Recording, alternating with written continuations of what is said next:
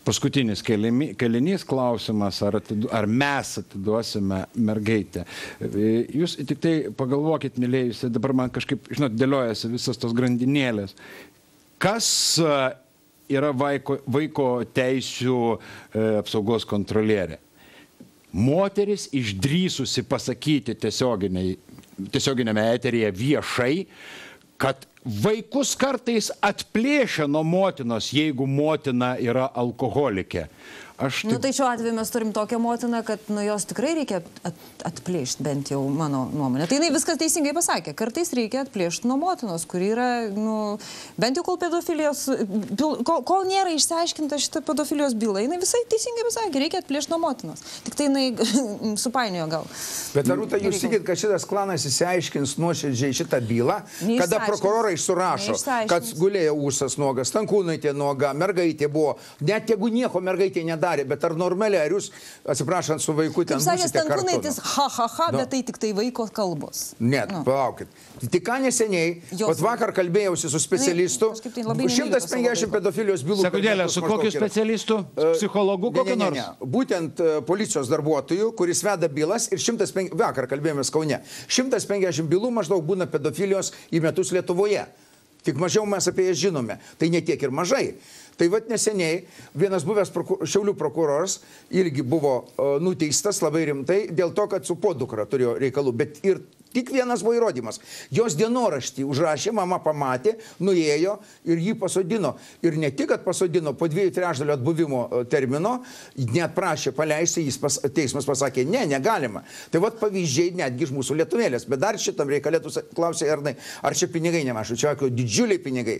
Kadangi yra ne tik pedofilija. Pedofilija surišta su spekulacija žmonėmis, su spekulacija vaikais. Yra vaikai dingsta. Į metus apie 800 mūsų vaikų dingsta. Niekas apie tai nekalba ir neieško. Čia viskas tarpusavį surišta. Tai yra didžiulis tinklas. Kodėl Australijoje... Kai jis gauna kokį Gotlibą su sąrašais jo klientų, tai tie visi įrodymai yra sunaikinami. Neturima teisės naikinti teismo dokumentų. Jie amžinai turi būti saugomi. Pirmininko nurodymus sunaikinti. Tai buvo Gotlibo istorija, ne taip seniai prieš porą metų buvo iš Interpolo atėję, iš Europolo atėję, iš Čekijos ryšiai, būtent reiškia pedofilinės pornografijos. Bet Lietuvoje viskas, nei ką nors po to girdėjom, išnyko viskas. Ne, tai Latvijoje yra, Lietuvoje nėra. Jo, tai čia tam tikra reiškia juodoji skylė yra Lietuva. Galima matyti, jinai kažkaip tai labai gražiai grupuojasi vienos partijos sąraše. Tai dabar turite omeny poną Čepliką su Laurinkų? Ne, aš nieko neturiu omeny. Jūs labai atsargi. Ar daug bylų, Rūta, turite? Kaip jums, Audriau, atrodo? Jūs meniškos sielos žmogus, jūs tolimas nuo politikos, jums gali prikišti asmeninio keršto motyvą ten, kad jūs tą Vilnius Europos kultūros sostinės reikalus ten nagrinėjate ir dabar čia. Aš manau, kad... Kiek jūs galite pasakyti, kas dar ateis apart jūsų? Nu, žinot, dar kokius 4 kartus pasirodysite viešoje erdvėje ir pasakys, kas etatinis kalbėtojas. Ne, ateis daug, dėl to aš tai nebejoju, bet aš tik noriu visiems pasakyti, kad reikia susitaikyti su tą mintimi, kad iki spalio mėnesio, aišku, jeigu viskas bus civilizuotai, be smurtinių priemonių ten iš visų pusių, tai niekas absoliučiai čia nepasikeis. Viskas taip, kaip yra dabar, taip ir bus. Nes jeigu pasikeistų dabar, tai šitie mano minėti padugnės jau lėktų dabar ir valstybė virstų aukštyn kojom. Taip, kad spalio mėnesį reikia visiems į tai orientuotis ir koncentruotis į rinkimus. Ir tą turi visi labai gerai suprasti. Kol mes turime kriminalinę prokuratūrą, o būtent šita byla buksuoja dėl prokuroro, aš man neįdomu, kas už jų stovi, dėl generalinio dabartinio, dėl buvusio generalinio, kurie normalioje valstybėje sėdėtų teisiamųjų suolose. Aš galiu vardinti pavardės, aš galiu pasakyti, kad jie atstovauja banditus, aš galiu į kamerą tą pasakyti, tegul jie mane paduoda į teismą. Aš sakau, tai va ir gaila, kad nepaduos. Bet niekas nepasikeis ir šita įtampa bus iki spalio mėnesio, iki rinkimų, kol šitie padugnės nebus nušluoti. Jeigu jie nebus nušluoti, tada viskas tęsis toliau. Bet mes turim stovėti iki spalio mėnesio. Praktiškai kito kelio nėra ir neturėkime iliuzijų. Žinot, čia galima būsiu šiek tiek sarkastiškas, nors mano pozicija aiškiai. Jūs kalbat, jūs, miela Rūta, jūs, gerbiamas Sauliau, gerbiamas Algi, pedofilija, Čekija, ryšiai ten Latvijai. Atminkit, iki savo gyvenimo galo. Jums abiems nedaug, mums daugiau liko. Reiškia, iki gyvenimo galo. Lietuvoje yra vienintelis pedofilas. Ir viskas. Ir jūs turite pamiršti. Palauk, o 150 bylų. Blefas, nesąmonės, Matulevičiaus marginalo iš patvorinio išsigalvojimai. Sutinku. Yra Čekanavičius. Jūs pastebėkite, pedofilas, Čekanavičius sėdi. Valio! Čekanavičius išėjo. Čekanavičių vėl pasodino. Valio! Daugiau mes nieko. Girtas kaimietis išgvaltavojo brolio podukrą. Bet girtas. Peilį pasiėmęs ar kirvalį. Ir man yra keista. Ten taip. Čia reikia atplėšti. Čia yra tiek klausimų. 2009 metais aukščiausias teismas buvo įpareigojęs prokurorus pateikti kaltinimus arba įtarimus pedofiliją Stankūnaitei. Kur jie? Taip pat teisingumo ministrasgi, kada čia užvakar stebisi. Jo, pagaliau prasibūdo. Kadangi interpeliacija ant nosies, tai jis prasibūdo. Bet vėlgi mes susidurėm vėlgi tą patį, kaip bet kokioj byloj smulkiausiai ar šitoj stambiausiai. Viskas veda į prokuratūrą. Ir niekas, joks politikas, nei prezidentė, nei Seimo pirmininkė, nei Seimo narys, niekas negali prokuroram nurodinėti. Tai padaryta, tokia tvarka padaryta, geležinė tvarka, tas prokurorų tas įstatymas, baudžiamasis kodeksas buvo patvarkytas 2002-2003 metais. Viskas taip sutvarkyta, kad niekas negali kištis. Ir tada aš būtinai va šitą pasėmiau, noriu pacituoti, reiškia, vieną citatą, kai jūs visi atsimena tą momentą, kai Petrauskas su Kliunka toj garsioj spaudos konferencijai pareiškė, kad šalia Kedžio buvo rastas jo pistoletas su DNR. Ne?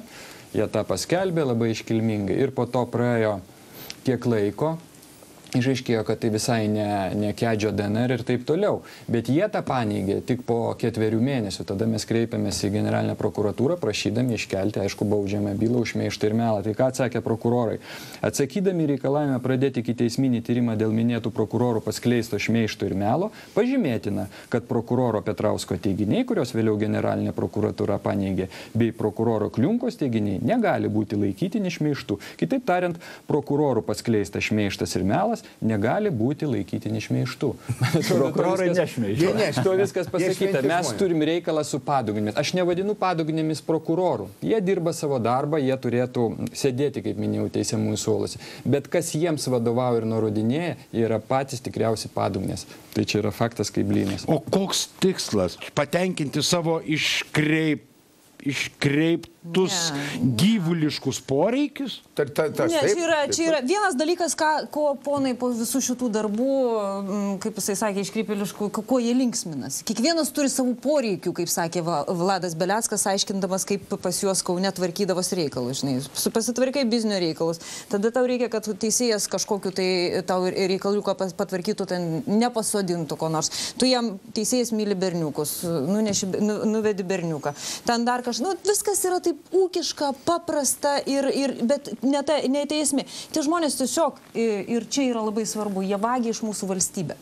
Jie iš mūsų vagia mūsų valstybę. Ir jie sako, kad čia mes pasakysim jums, kas čia yra geras, o kas yra blogas, kas yra vagis, o iš tikrųjų ir kas sėdės.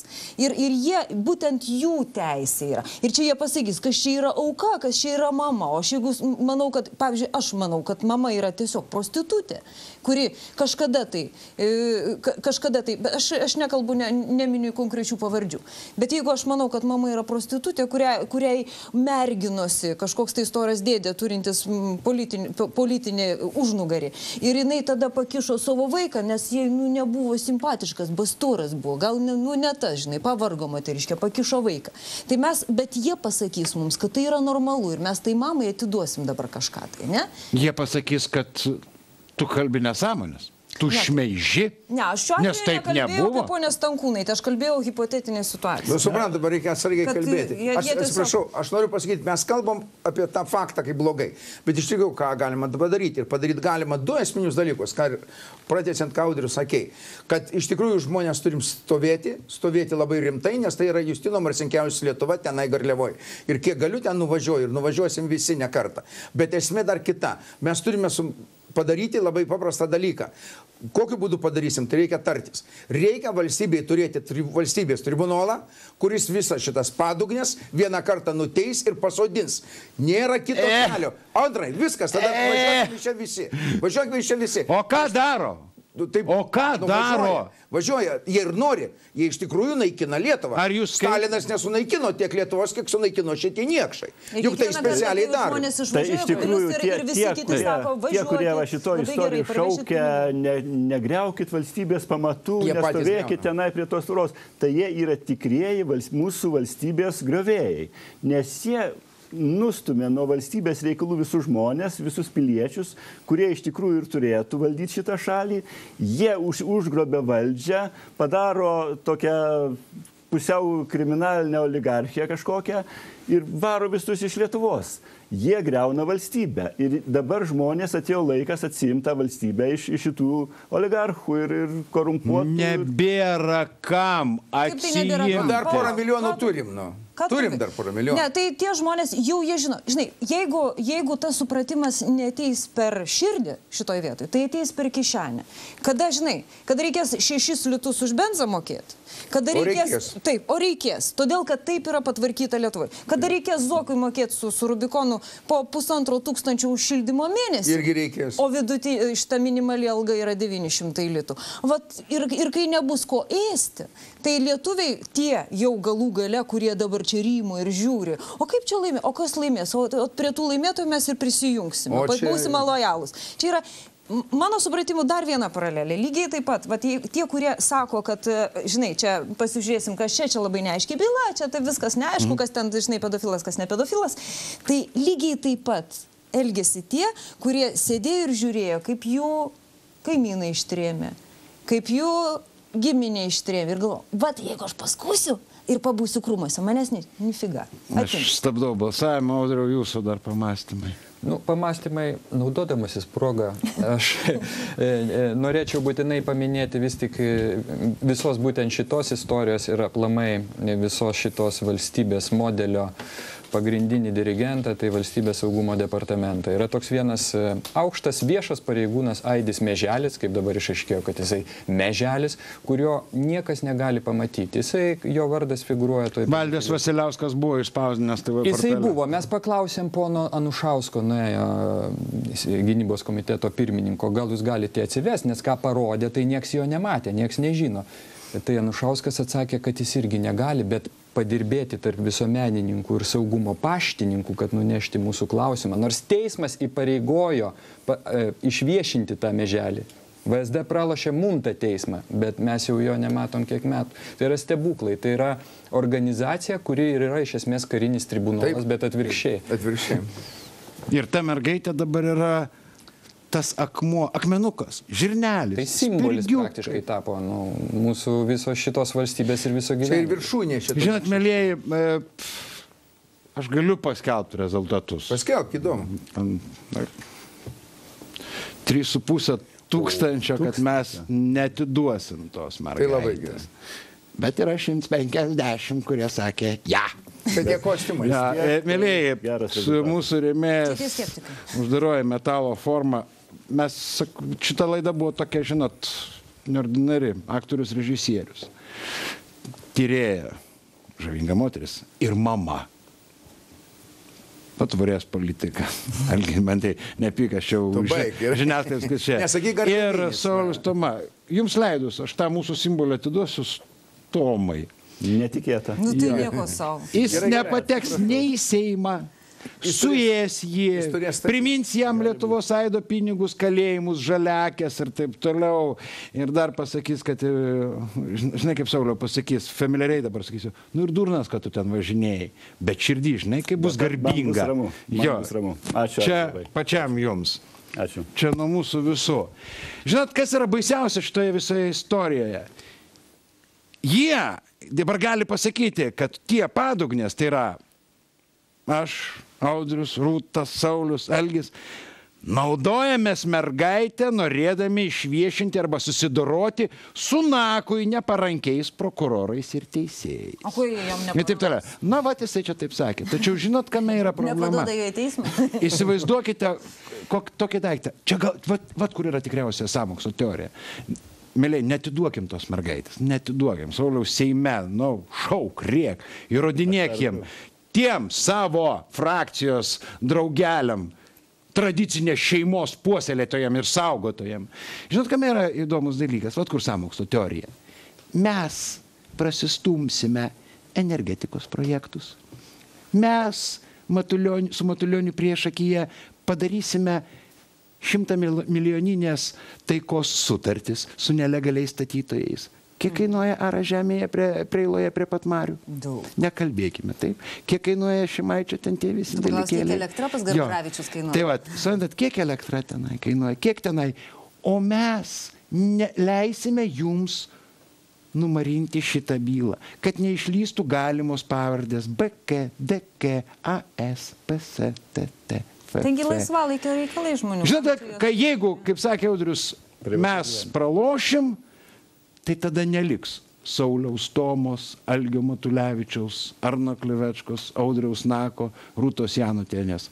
Bus paprasčiausios raidelės.